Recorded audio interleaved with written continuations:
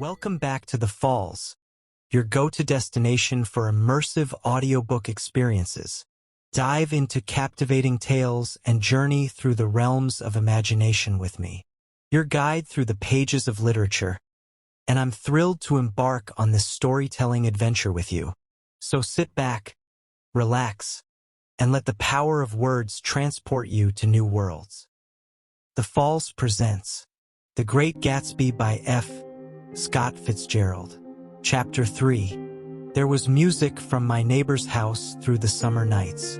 In his blue gardens men and girls came and went like moths among the whisperings and the champagne and the stars. At high tide in the afternoon I watched his guests diving from the tower of his raft, or taking the sun on the hot sand of his beach while his two motorboats slit the waters of the Sound, drawing aquaplanes over cataracts of foam. On weekends his Rolls-Royce became an omnibus, bearing parties to and from the city between 9 in the morning and long past midnight, while his station wagon scampered like a brisk yellow bug to meet all trains. And on Mondays 8 servants, including an extra gardener, toiled all day with mops and scrubbing brushes and hammers and garden shears, repairing the ravages of the night before. Every Friday 5 crates of oranges and lemons arrived from a fruiterer in New York. Every Monday these same oranges and lemons left his back door in a pyramid of pulpless halves. There was a machine in the kitchen which could extract the juice of 200 oranges in half an hour if a little button was pressed 200 times by a butler's thumb. At least once a fortnight a corps of caterers came down with several hundred feet of canvas and enough colored lights to make a Christmas tree of Gatsby's enormous garden. On buffet tables, garnished with glistening hors d'oeuvre, spiced baked hams crowded against salads of harlequin designs and pastry pigs and turkeys bewitched to a dark gold. In the main hall a bar with a real brass rail was set up, and stocked with gins and liquors and with cordials so long forgotten that most of his female guests were too young to know one from another. By 7 o'clock the orchestra has arrived, no thin 5-piece affair, but a whole pitful of oboes and trombones and saxophones and viols and cornets and piccolos, and low and high drums. The last swimmers have come in from the beach now and are dressing upstairs. The cars from New York are parked 5 deep in the drive, and already the halls and salons and verandas are gaudy with primary colors, and hair bobbed in strange new ways, and shawls beyond the dreams of Castile. The bar is in full swing, and floating rounds of cocktails permeate the garden outside, until the air is alive with chatter and laughter, and casual innuendo and introductions forgotten on the spot, and enthusiastic meetings between women who never knew each other's names. The lights grow brighter as the earth lurches away from the sun, and now the orchestra is playing yellow cocktail music, and the opera of voices pitches a key higher. Laughter is easier minute by minute, spilled with prodigality, tipped out at a cheerful word. The groups change more swiftly, swell with new arrivals, dissolve and form in the same breath.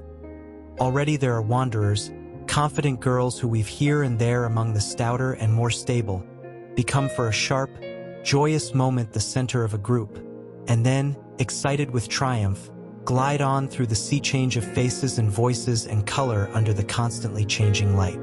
Suddenly one of these gypsies, in trembling opal, seizes a cocktail out of the air, dumps it down for courage and, moving her hands like Frisco, dances out alone on the canvas platform.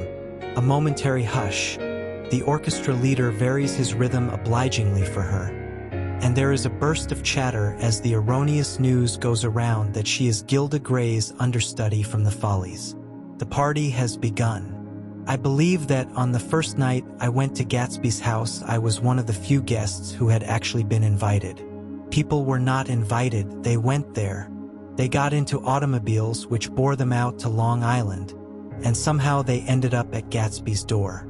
Once there they were introduced by somebody who knew Gatsby, and after that they conducted themselves according to the rules of behavior associated with an amusement park. Sometimes they came and went without having met Gatsby at all, came for the party with a simplicity of heart that was its own ticket of admission. I had been actually invited, A chauffeur in a uniform of robin's egg blue crossed my lawn early that Saturday morning with a surprisingly formal note from his employer. The honor would be entirely Gatsby's, it said, if I would attend his little party that night.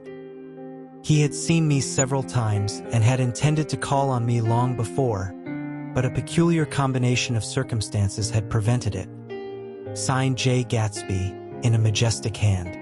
Dressed up in white flannels, I went over to his lawn a little after 7 and wandered around rather ill at ease among swirls and eddies of people I didn't know, though here and there was a face I had noticed on the commuting train. I was immediately struck by the number of young Englishmen dotted about, all well-dressed, all looking a little hungry, and all talking in low, earnest voices to solid and prosperous Americans. I was sure that they were selling something, bonds or insurance or automobiles. They were at least agonizingly aware of the easy money in the vicinity and convinced that it was theirs for a few words in the right key. As soon as I arrived, I made an attempt to find my host, but the 2 or 3 people of whom I asked his whereabouts stared at me in such an amazed way and denied so vehemently any knowledge of his movements that I slunk off in the direction of the cocktail table, the only place in the garden where a single man could linger without looking purposeless and alone. I was on my way to get roaring drunk from sheer embarrassment when Jordan Baker came out of the house and stood at the head of the marble steps, leaning a little backward and looking with contemptuous interest down into the garden.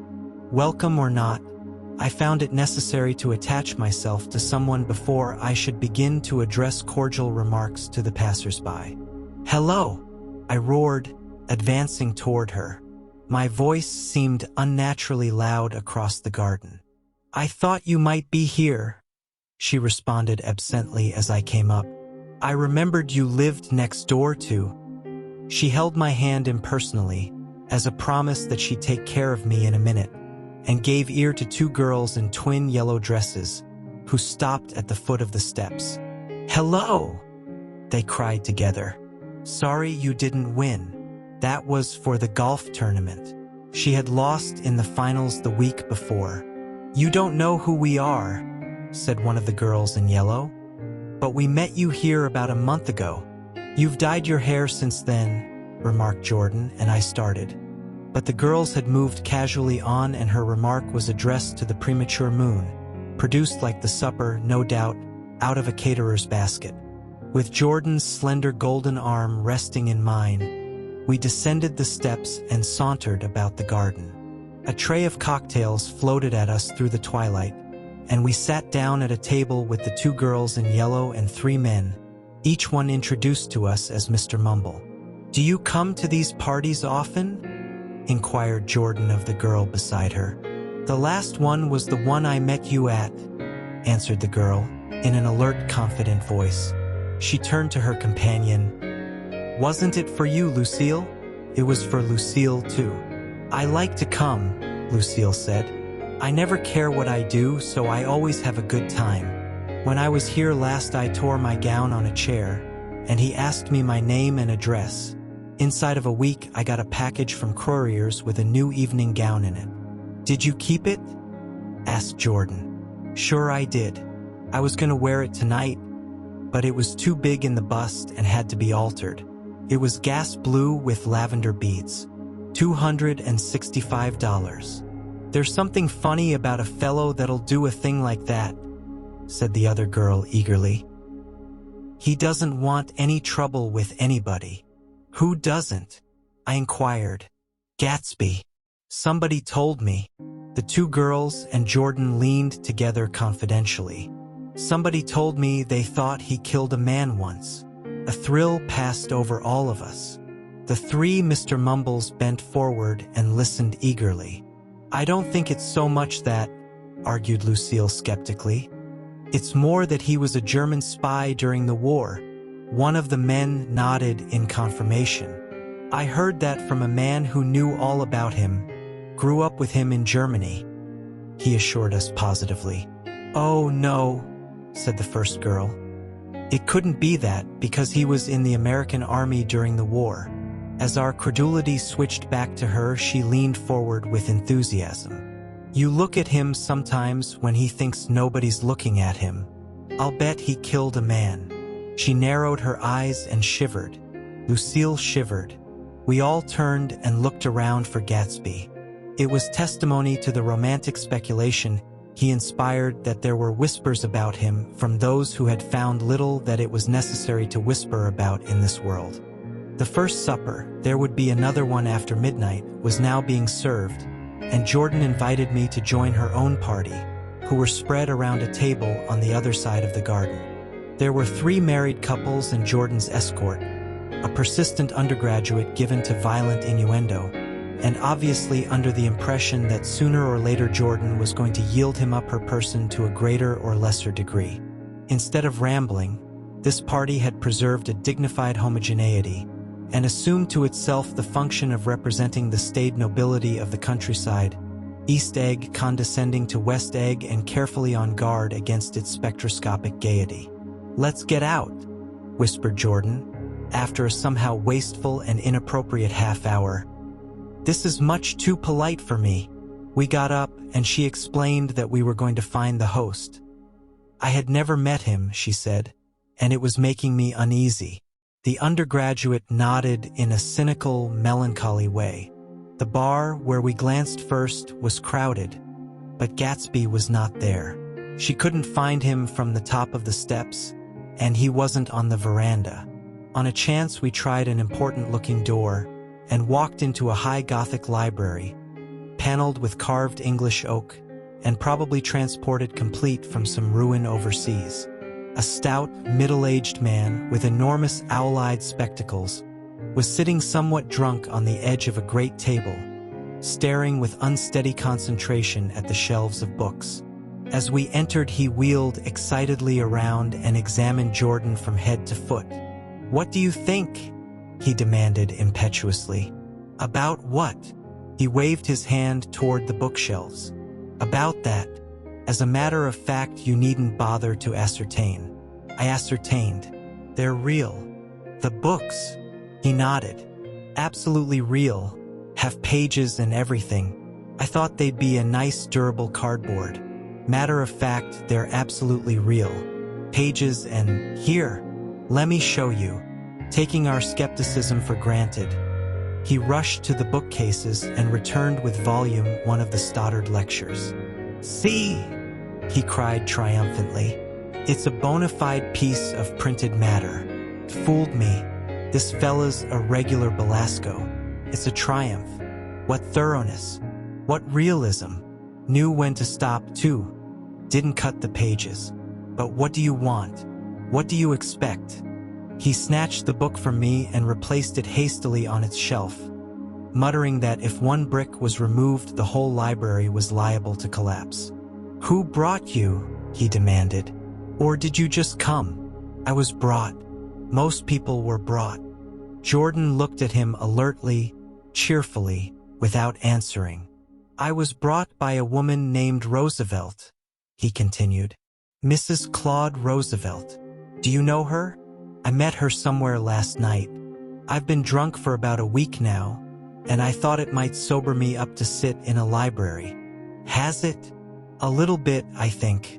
I can't tell yet. I've only been here an hour. Did I tell you about the books? They're real. There. You told us." We shook hands with him gravely and went back outdoors. There was dancing now on the canvas in the garden. Old men pushing young girls backward in eternal graceless circles, superior couples holding each other tortuously, fashionably, and keeping in the corners, and a great number of single girls dancing individually or relieving the orchestra for a moment of the burden of the banjo or the traps. By midnight, the hilarity had increased. A celebrated tenor had sung in Italian, and a notorious contralto had sung in jazz, and between the numbers people were doing stunts all over the garden, while happy, vacuous bursts of laughter rose toward the summer sky. A pair of stage twins, who turned out to be the girls in yellow, did a baby act in costume, and champagne was served in glasses bigger than finger bowls. The moon had risen higher, and floating in the sound was a triangle of silver scales, trembling a little to the stiff, tinny drip of the banjos on the lawn. I was still with Jordan Baker. We were sitting at a table with a man of about my age and a rowdy little girl, who gave way upon the slightest provocation to uncontrollable laughter. I was enjoying myself now. I had taken 2 finger bowls of champagne, and the scene had changed before my eyes into something significant, elemental, and profound. At a lull in the entertainment, the man looked at me and smiled. "Your face is familiar," he said politely. "Weren't you in the 1st Division during the war?" "Why, yes. I was in the 28th Infantry. I was in the 16th until June 1918. I knew I'd seen you somewhere before." We talked for a moment about some wet, gray little villages in France. Evidently he lived in this vicinity, for he told me that he had just bought a hydroplane and was going to try it out in the morning. "Want to go with me, old sport? Just near the shore along the Sound." "What time?" "Any time that suits you best." It was on the tip of my tongue to ask his name when Jordan looked around and smiled. "Having a gay time now?" she inquired. "Much better." I turned again to my new acquaintance. "This is an unusual party for me. I haven't even seen the host. I live over there." I waved my hand at the invisible hedge in the distance. "And this man Gatsby sent over his chauffeur with an invitation." For a moment he looked at me as if he failed to understand. "I'm Gatsby," he said suddenly. "What?" I exclaimed. "Oh, I beg your pardon. I thought you knew, old sport. I'm afraid I'm not a very good host." He smiled understandingly, much more than understandingly. It was one of those rare smiles with a quality of eternal reassurance in it that you may come across 4 or 5 times in life. It faced, or seemed to face, the whole eternal world for an instant, and then concentrated on you with an irresistible prejudice in your favor. It understood you just so far as you wanted to be understood, believed in you as you would like to believe in yourself, and assured you that it had precisely the impression of you that, at your best, you hoped to convey. Precisely at that point it vanished, and I was looking at an elegant young roughneck, a year or 2 over 30, whose elaborate formality of speech just missed being absurd. Some time before he introduced himself, I'd got a strong impression that he was picking his words with care. Almost at the moment when Mr. Gatsby identified himself, a butler hurried toward him with the information that Chicago was calling him on the wire. He excused himself with a small bow that included each of us in turn. "If you want anything, just ask for it, old sport," he urged me. "Excuse me. I will rejoin you later." When he was gone, I turned immediately to Jordan, constrained to assure her of my surprise. I had expected that Mr. Gatsby would be a florid and corpulent person in his middle years.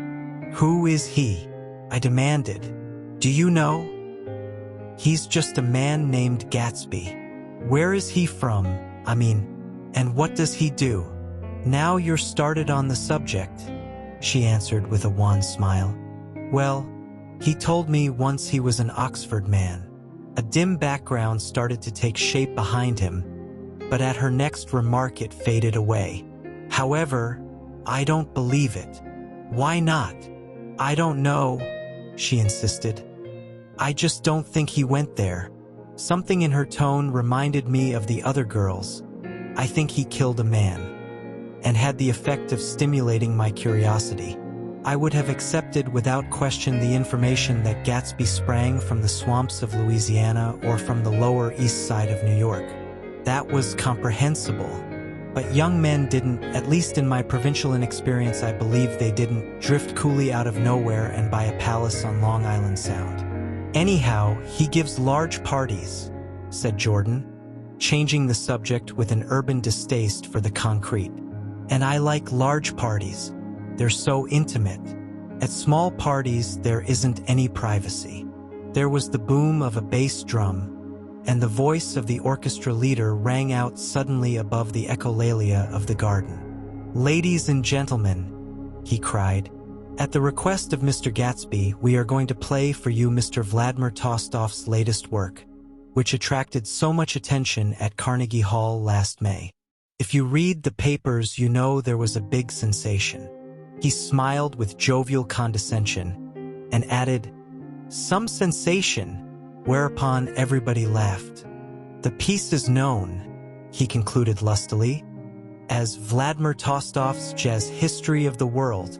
The nature of Mr. Tolstoy's composition eluded me, because just as it began my eyes fell on Gatsby, standing alone on the marble steps and looking from one group to another with approving eyes. His tan skin was drawn attractively tight on his face, and his short hair looked as though it were trimmed every day. I could see nothing sinister about him.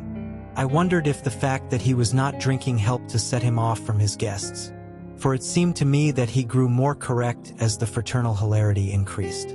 When the Jazz History of the World was over, girls were putting their heads on men's shoulders in a puppyish, convivial way. Girls were swooning backward playfully into men's arms, even into groups, knowing that someone would arrest their falls. But no one swooned backward on Gatsby, and no French bob touched Gatsby's shoulder, and no singing quartets were formed with Gatsby's head for one link. "I beg your pardon." Gatsby's butler was suddenly standing beside us. "Miss Baker?" he inquired. "I beg your pardon, but Mr. Gatsby would like to speak to you alone." "With me?" she exclaimed in surprise. "Yes, madam." She got up slowly, raising her eyebrows at me in astonishment, and followed the butler toward the house. I noticed that she wore her evening dress, all her dresses, like sports clothes.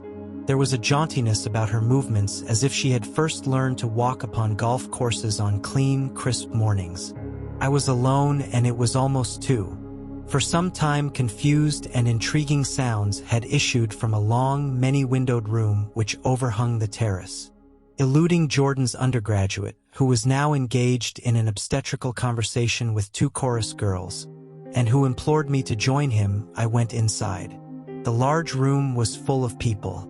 One of the girls in yellow was playing the piano, and beside her stood a tall, red-haired young lady from a famous chorus, engaged in song. She had drunk a quantity of champagne, and during the course of her song she had decided, ineptly, that everything was very, very sad. She was not only singing, she was weeping too. Whenever there was a pause in the song, she filled it with gasping, broken sobs, and then took up the lyric again in a quavering soprano. The tears coursed down her cheeks, not freely, however, for when they came into contact with her heavily beaded eyelashes, they assumed an inky color and pursued the rest of their way in slow black rivulets. A humorous suggestion was made that she sing the notes on her face, whereupon she threw up her hands, sank into a chair, and went off into a deep vinous sleep. "She had a fight with a man who says he's her husband," explained a girl at my elbow. I looked around. Most of the remaining women were now having fights with men said to be their husbands. Even Jordan's party, the quartet from East Egg, were rent asunder by dissension. One of the men was talking with curious intensity to a young actress, and his wife, after attempting to laugh at the situation in a dignified and indifferent way, broke down entirely and resorted to flank attacks. At intervals she appeared suddenly at his side like an angry diamond, and hissed, "You promised," into his ear. The reluctance to go home was not confined to wayward men. The hall was at present occupied by 2 deplorably sober men and their highly indignant wives. The wives were sympathizing with each other in slightly raised voices. "Whenever he sees I'm having a good time, he wants to go home. Never heard anything so selfish in my life. We're always the first ones to leave. So are we." "Well, we're almost the last tonight," said one of the men sheepishly. "The orchestra left half an hour ago." In spite of the wives' agreement that such malevolence was beyond credibility, the dispute ended in a short struggle, and both wives were lifted, kicking, into the night. As I waited for my hat in the hall, the door of the library opened and Jordan Baker and Gatsby came out together. He was saying some last word to her, but the eagerness in his manner tightened abruptly into formality as several people approached him to say goodbye. Jordan's party were calling impatiently to her from the porch, but she lingered for a moment to shake hands. "I've just heard the most amazing thing," she whispered. "How long were we in there?" "Why, about an hour. It was simply amazing," she repeated abstractedly.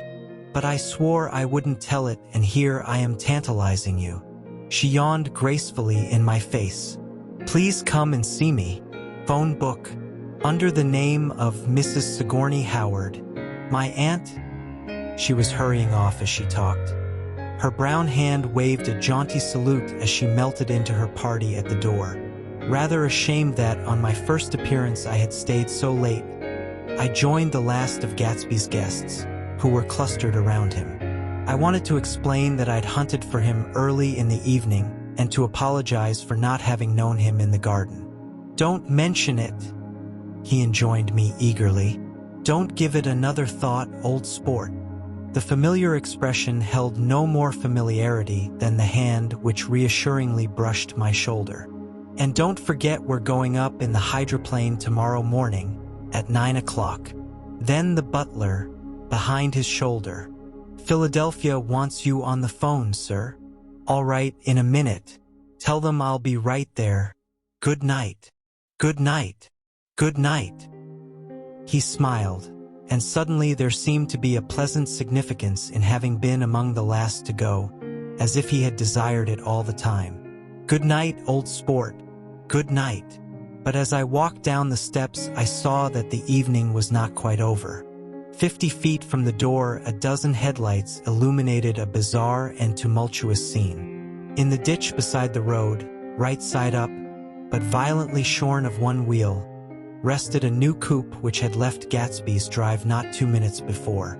The sharp jut of a wall accounted for the detachment of the wheel, which was now getting considerable attention from half a dozen curious chauffeurs.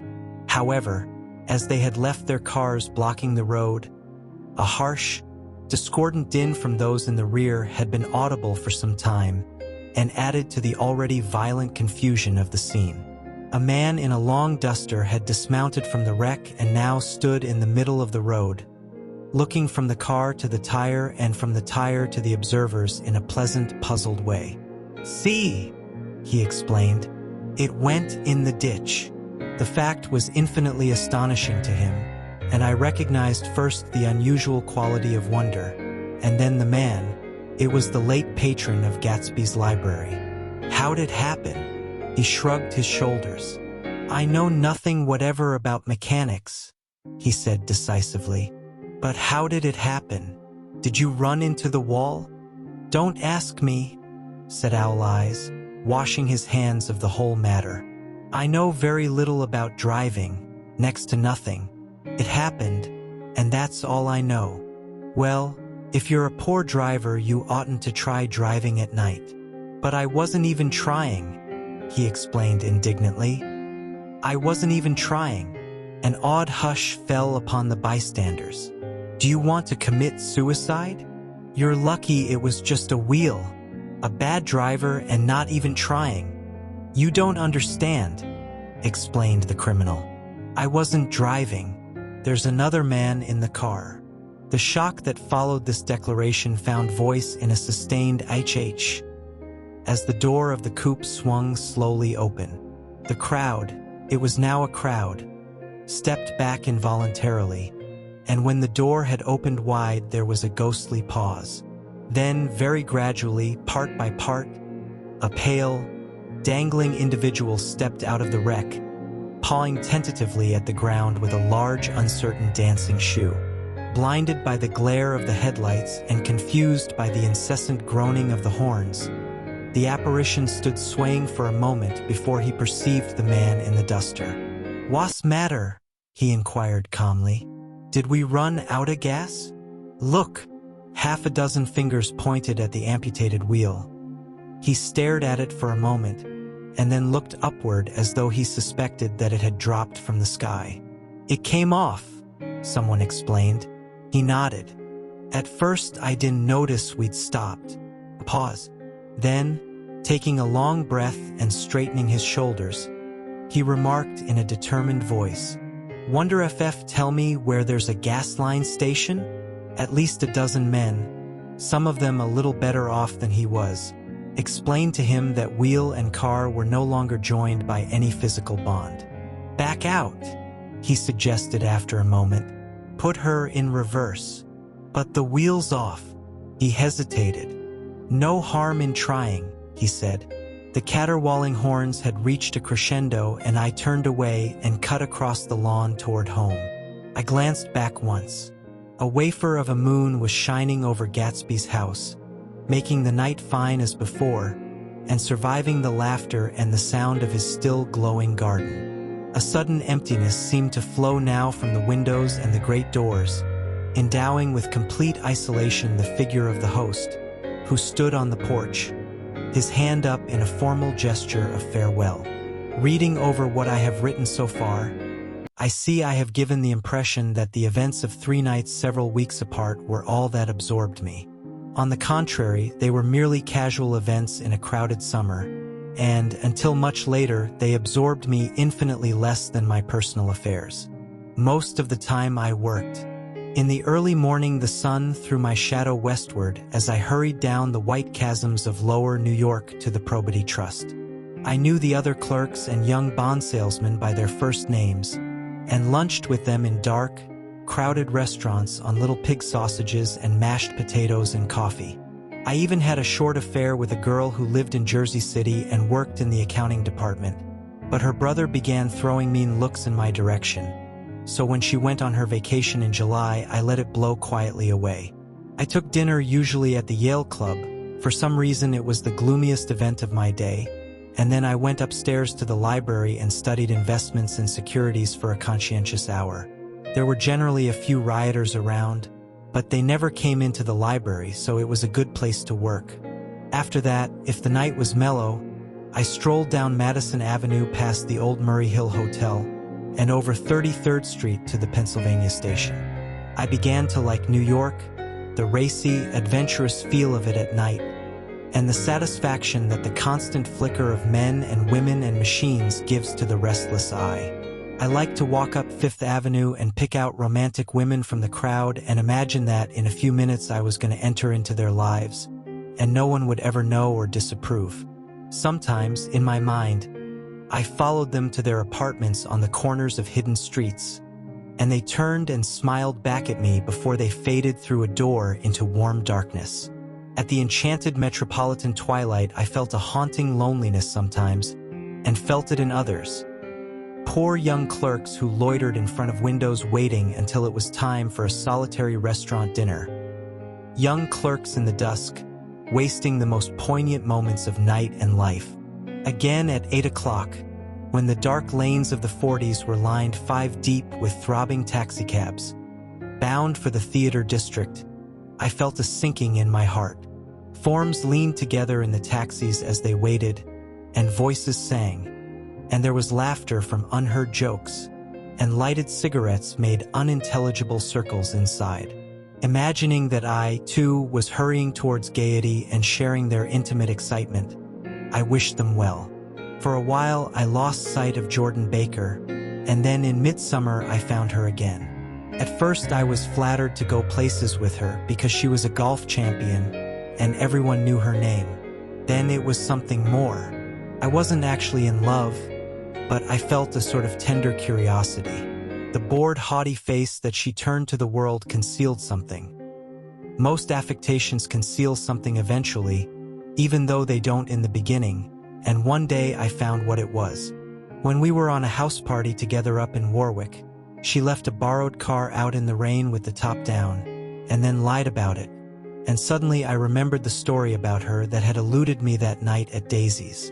At her first big golf tournament, there was a row that nearly reached the newspapers, a suggestion that she had moved her ball from a bad lie in the semifinal round.